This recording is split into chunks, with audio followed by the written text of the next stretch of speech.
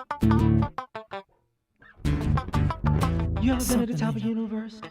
I'm gonna take it. So what's happening, fam?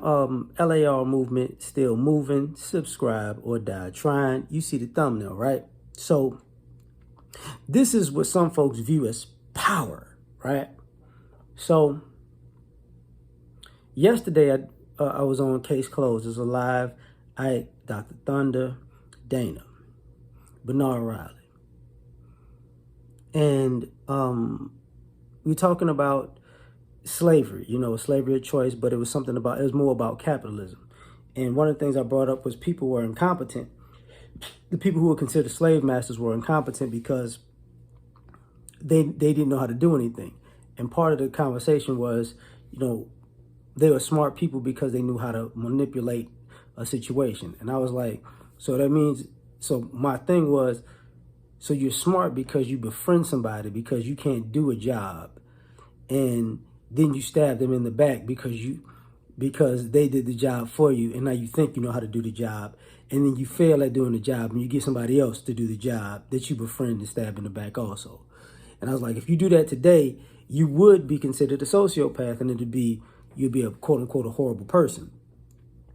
Now, while we're having this conversation, this Buffalo shooting happens, and for me, it's like this kind of proves my point, because there are people in the world who, when white people do things, it's like they're exuding their power. And it's like, okay, so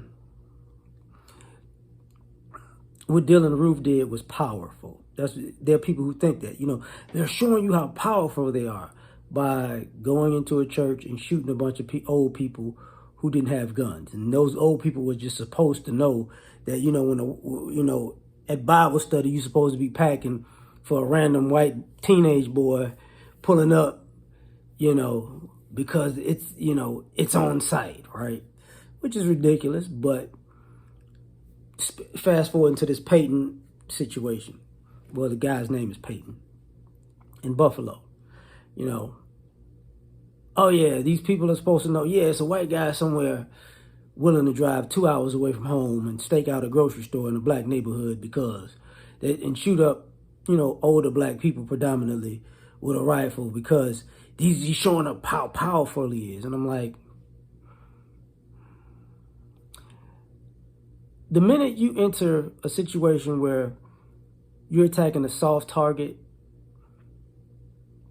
when it comes to black people, it's a power thing. But here's the interesting thing. So when a school shooting happens, white people are showing how powerful they are, right? What about the guy who was in Las Vegas who shot up the concert? He busted the hotel windows and he shot all the people at the concert. That was to show you how much power he has. And I'm exuding my power. No, it's just a sucker mother. That's just what it was. But, when you change the race, you change the dynamic. People don't go, man, Columbine, the white boys showed how much power they had. But, it was powerful. They don't do that, which is part of the problem. And another part of the problem is, some people believe that's power. And it's like, so let me get this right. So a black man somewhere, a black teenager somewhere could say something like, you know what? I'm tired of the way the black community treats me. I'm going to go shoot up a Cracker Barrel on a Sunday and kill a bunch of old white people because I want them to see my power. Don't quite come off as well. And this is the problem with the logic. You change the race, all of a sudden the logic changes. So that's not power then. That's just somebody just being a sucker,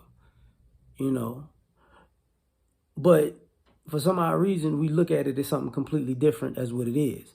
And I'm tired of putting this veneer of let me take off my common sense when somebody white does something and put on common sense when somebody who's not white does something. No, your common sense can't be subjective.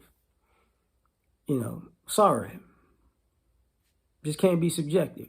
So to add insult to injury,